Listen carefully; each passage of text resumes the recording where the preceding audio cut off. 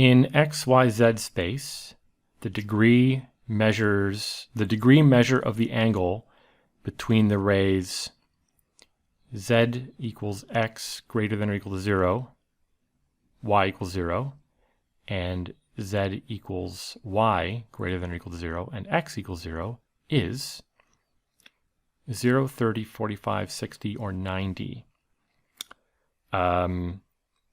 My first instinct here is to just parameterize these rays in terms of a parameter, like write these down as vectors basically, like each ray is a curve in space parameterized by a real number, and then compute the angle between them. I guess we could geometrically try to figure this out, and I suspect the answer is probably 30. But let's just do this computationally and make sure we get cos inverse of something that happens to equal 30. Okay. In fact, I don't have to parameterize this by a parameter. I'm just going to find one point on each of these rays. So the first ray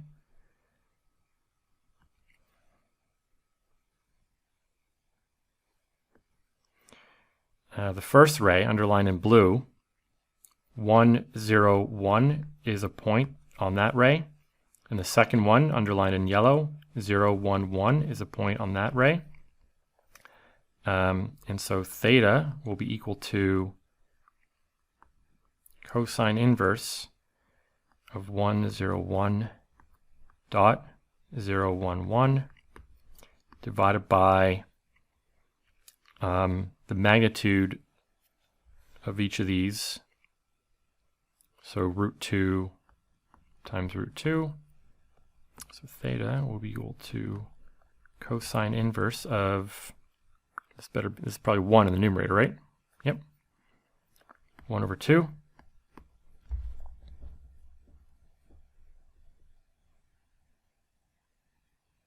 Oh, so maybe the answer is 60, right? What does the cosine function look like? All right, pi over 2 is 90 degrees. So if I extend a horizontal out here like this, 1 over 2, this value, it's definitely not 45, right? Because cosine of 45 is 1 over root 2. And it's not going to be 30, just by like, the symmetry and blah, blah, blah. Let me make this clear that I'm labeling this point here.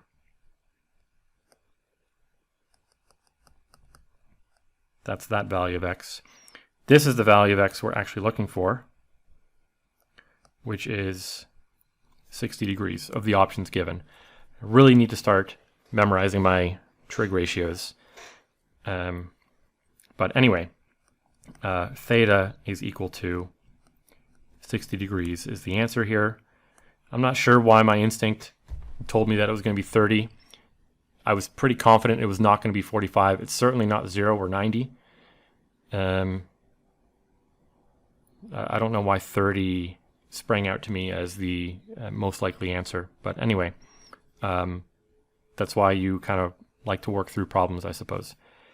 Yeah, so this was a nice little quick way of getting to the answer. Just choose any 2 points on each of the rays. Well, one on one ray and one on the other ray. And you've got 2 vectors. Now compute the angle between them. Very easy, well-known way of doing that. And there we go, 60 degrees. If I have more to say, I'll put it down in the description. Thanks for watching.